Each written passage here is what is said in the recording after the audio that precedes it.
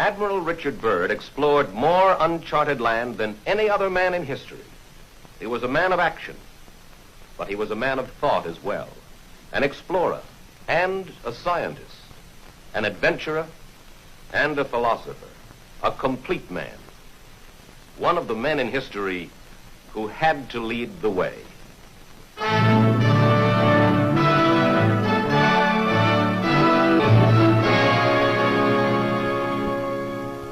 On this expedition, we hope to fly across the South Pole into the mysterious land beyond to see what is there.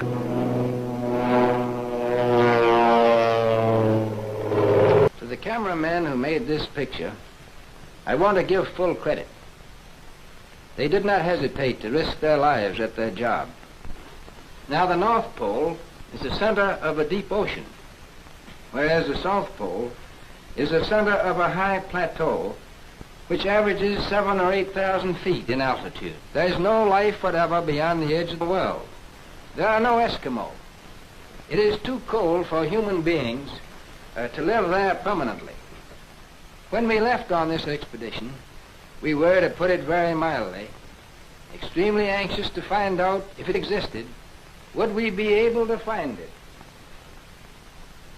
And that was the great question. We left on this expedition from the Navy Yard at Boston. Here is our supply ship, the Rupert, just a big unprotected iron ship of 8,000 tons. And here is our icebreaker, the Bear, which we took as a protection for the personnel of the Rupert, and also to use exploring in dangerous ice areas. We took with us this time 150 Eskimo dogs and more than 14,000 different kinds of items for 2 years away from civilization, where there were no supply depots around the corner. Day followed day, week followed week, as we penetrated the great Pacific. We headed straight south, and here we have an ordinary unprotected iron ship, sailing in seas no ship had ever been in before since the world began. It wasn't that we were any better than our predecessors. We simply had a more open ice here. We bucked the ice till we were finally stopped by an impossible pack. Impossible, at least, for the Rupert. But we wanted to see what was beyond the horizon. That's what we came for. And for that purpose, we had another string to our bow, aviation. We retreated a few miles and managed to find an open lake in the ice field. So we proceeded to put the plane overboard. We had to execute this maneuver as rapidly as possible, because we knew that under the influence of the wind and the tide, the fields would soon close in around the ship again. In fact, the ice is already beginning to close in. Our plan was to go south with our steamer until we were stopped by ice, and to take up the attack on the unknown with aviation. And now at last we're going to find out what was in the southern part of this mysterious part of the world. For after battling the bad weather, here we are 240 miles within it.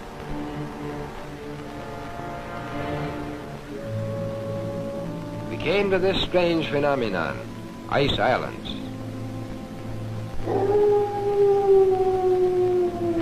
This was a strange and weird sea. Steaming through these ice islands was an eerie sensation. Here was the twilight of the gods, and we were curious to know what these somber giants were guarding.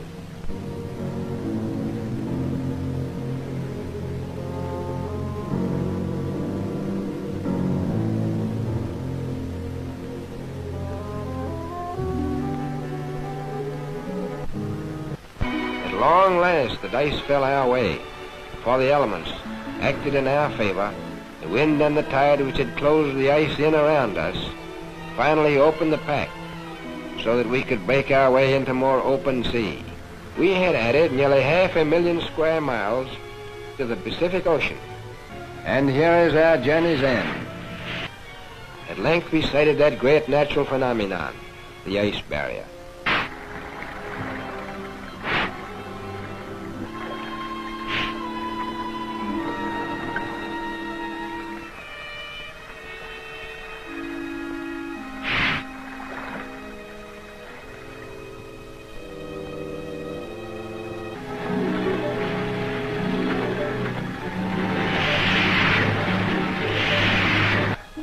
I knew it would be taking a big chance, but it seemed the only way. As we started alongside the barrier with our ships, suddenly the edge shifted.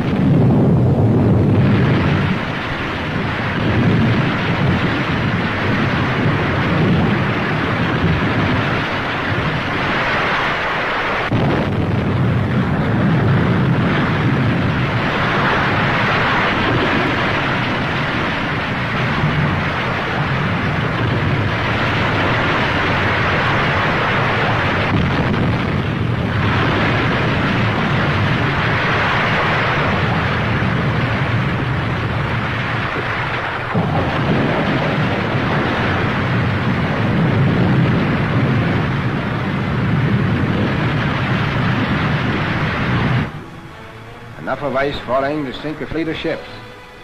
It seemed like a warning from Providence not to go alongside the barrier. We therefore had to unload from the bay ice. We had to put our tractors overboard with the engines running to safeguard the lives of the drivers as the ice was constantly breaking off. We had to get the tractors quickly away from the edge of the crumbling ice. We came within an ace of losing overboard our principal plane of exploration, the William Hawley. It was a critical moment. At times, as the ice broke, then all supplies would fall into the water. We kept a man on watch with a life preserver on line as a safeguard for the men working on the edge of the ice. We were working against time to finish unloading before the fall freeze-up, when the ships would have to return to civilization. You can see what a tough job we had to transport 400 tons of material through this area. The bay ice was constantly shifting and cracking, and pressure ridges were being formed as we worked by the irresistible force of the slowly moving ice cap. I have never seen men work so hard. With 24 hours of daylight, they could and often did work the clock around without stopping. We call this period the White Nightmare, and a nightmare it was. The hardest work of all was this man-hauling of sleds, which we had to do in order to get unloaded into Eskimo Huskies, still the backbone of polar exploration. They can go where no tractor could ever go. You can't do without them. The Rupert must go back to civilization because the bay would soon freeze and she couldn't stand the ice. Now, the only person out of 150 men to get sick and who would have to go back on the Rupert was the doctor. At very great risk, I had to dispatch the Bear northward to get another doctor, for I pledged myself not to risk men for a year on the ice without medical care. There would be anxiety over the Bear. Suddenly, without warning, a storm hit us before we could get all of our food and other vital supplies stored away. And all hands had to work frantically throughout the storm to prevent the loss of food boxes under deep snowdrifts. The storm lasted for many hours.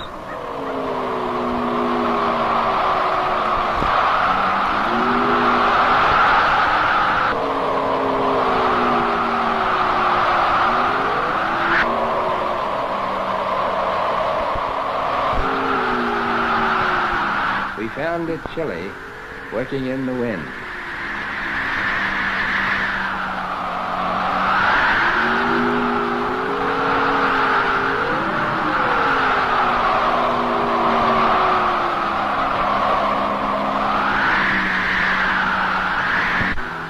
And when it was over, there was a bit of digging to do.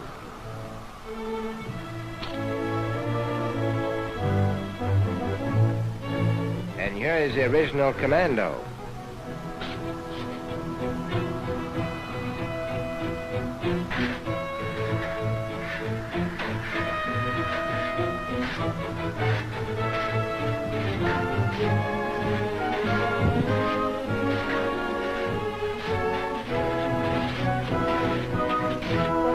The honor of leading this expedition belongs to Admiral Richard Byrd.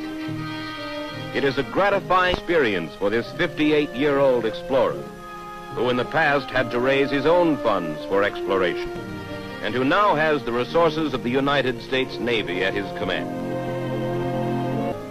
In 1955, 2 years before his death, Admiral Richard Byrd departs on his 5th and last expedition. But it's not simply an unknown continent or a distant ocean that lures adventurers like Richard Byrd. As he put it, here is a door ajar through which one may escape from the noise and chaos of civilization into the solace and harmony of the cosmos, and for a moment be part of it.